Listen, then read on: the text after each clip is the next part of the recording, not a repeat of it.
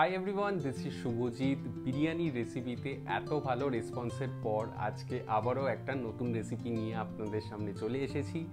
আজকের ভিডিওতে আমি আপনাদের দেখাবো কলকাতার আইকনিক হোটেল সাবির রেস্টুরেন্টের মাটন রেজালা কি করে আপনি বাড়িতে বসে 30 মিনিটে বানাতে পারবেন। মাটন কিন্তু একটা জেনারেল টার্ম। মাটন মিট বলতে আমরা মূলত গোট মিটকে বোঝাই। গোট মিটের আবার 4 রকমের ভাগ থাকে, মানে ছেলে গোট, মেয়ে গোট, মা গোট আর বাবা গোট। শুনতে একটু অড লাগলেও এই জিনিসগুলো জানা কিন্তু খুব ইম্পর্টেন্ট। তার কারণ কলকাতায় আমরা যেই মাটনটা ইউজ করে থাকি এটা কিন্তু ছেলে গোটকে ছোটোবেলায় তাদের টেস্টিকলসগুলো অপারেট করা হয়, আর এই ধরনের মাটনকেই কিন্তু আমরা খাসি বলে থাকি। তাই আজকের ভিডিওতে আমার যেই মাটনটা দরকার এটা কিন্তু একদম খাসির মাংস হওয়া চাই, তাহলে কিন্তু এই রেজালার টেস্ট এখান থেকে এখানে উঠে যাবে।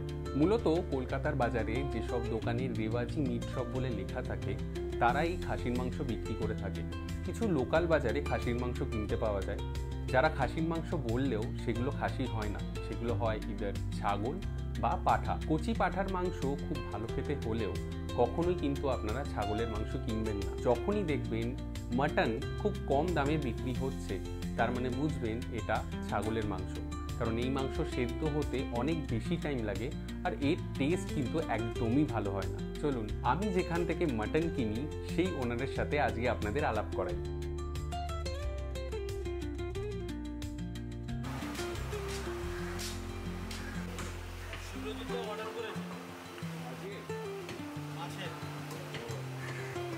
রেজালার জন্য যে মাংসটা দিয়েছি সেটা আপনার সিনা আর সামনে রানের যে প্লেটটা থাকে সেইখানের পিসটা 70 থেকে 80 গ্রাম, ম্যাক্সিমাম পিস 80 গ্রামের, সেই পিসটা খুবই বেটার রেজালার জন্য।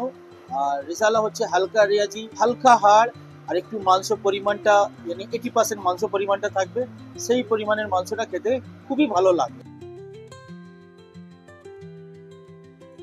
5 বছর থেকে শুভ মাংস নিচ্ছেন আমার কাছ দিয়ে। যাদেরকে বিরিয়ানির মাংসটা পছন্দ এসছে তারা আমাকে এই নম্বরে সেটা কন্ট্যাক্ট করে অর্ডার দিতে পারেন।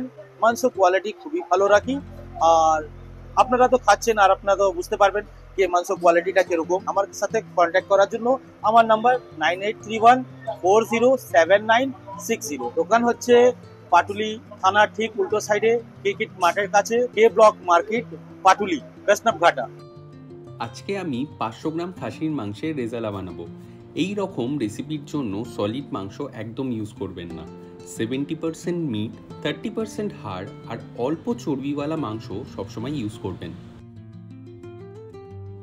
30 মিনিটে রেজালা করার জন্য প্রথমেই আমি মাংসগুলোতে নুন মাখিয়ে নেব।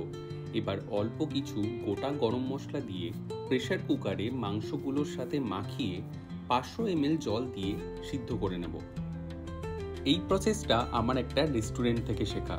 রেস্টুরেন্টে মাটন বয়েল করে 80% কুক করে রাখা থাকে, আর যখন যেই প্রিপারেশনের অর্ডার আসে সেইভাবে বয়েল মাটন আর স্টকের সাথে বাকি মশলা মিশিয়ে ফাইনাল প্রিপারেশনটা বানানো হয়।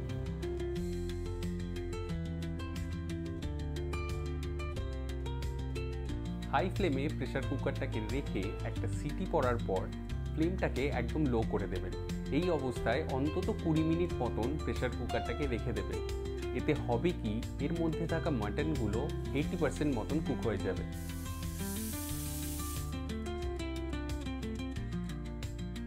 মাংসগুলো সিদ্ধ হয়ে গেলে প্রেসার কুকারে ঢাকনা খুলে মাংসগুলো আলাদা করে তুলে মাংসের ব্রথটা ছেঁকে নেবেন, যাতে গোটা গরম মশলাগুলো ব্রথে আর না থাকে।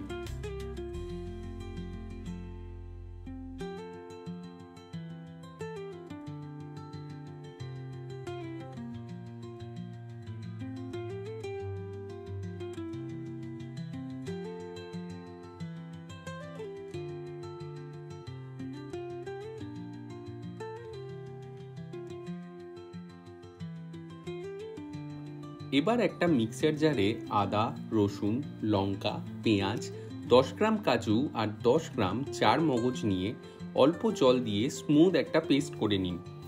স্মুথ সিল্কি গ্রেভির জন্য পেস্টটা স্মুথ হওয়াটা কিন্তু খুব ইম্পর্টেন্ট। এবার একটা কড়াই গরম করে তাতে 50 গ্রাম সাদা তেল দিন।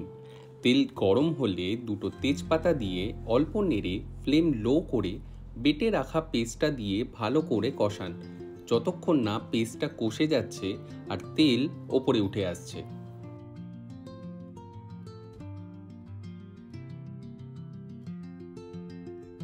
ব্যাস, এবার ফ্লেমটা লো করে 50 গ্রাম ফ্যাটানো টক দই দিয়ে ভালো করে নাড়তে থাকুন। মাথায় রাখবেন, ফ্লেমটা হাই থাকলে কিন্তু দইটা এখানে কেটে যাবে। দইটা দিয়ে কষিয়ে এবার 80% কুক মাটন আর ছেঁকে রাখা ব্রথটা দিয়ে 8 থেকে 10 মিনিট হাই ফ্লেমে ফুটিয়ে 1 টেবিল স্পুন চিনি, 2 টেবিল স্পুন কেওড়া ওয়াটার আর 4 থেকে 5টা শুকনো লঙ্কা ওপরে দিলেই রেডি 30 মিনিটে এই সাবির স্টাইল মাটন রেজালা। আমার বলা প্রসেসটা ফলো করলে একদম 77 বছরের পুরনো সাবির রেস্টুরেন্টের মতো রেজালা আপনিও ঘরে মাত্র 30 মিনিটে বানাতে পারবেন।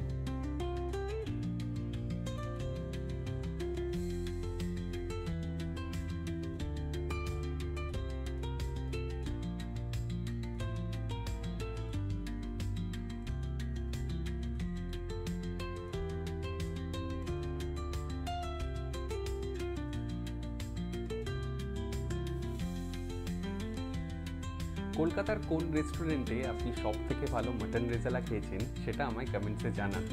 আর আমার এই ভিডিওগুলো কেমন লাগছে সেগুলোও জানাতে কিন্তু একদম ভুলবেন না। রেসিপিটা ভালো লাগলে ভিডিওটা লাইক করে দিন, আর আপনার ফ্রেন্ডস অ্যান্ড ফ্যামিলির সাথে এই রেসিপিটা শেয়ার করতে কিন্তু একদম ভুলবেন না। নেক্সট ভিডিওতে আপনি কোন রেসিপি দেখতে চান আমাকে কিন্তু অবশ্যই জানাবেন। আমি চেষ্টা করব আমার এক্সপিরিয়েন্স দিয়ে আপনাদেরকে খুব ভালো একটা রেসিপি প্রোভাইড করার। বাড়িতে অবশ্যই এই রেসিপিটা বানান আর আমায় জানান রেসিপিটা কেমন লাগলো।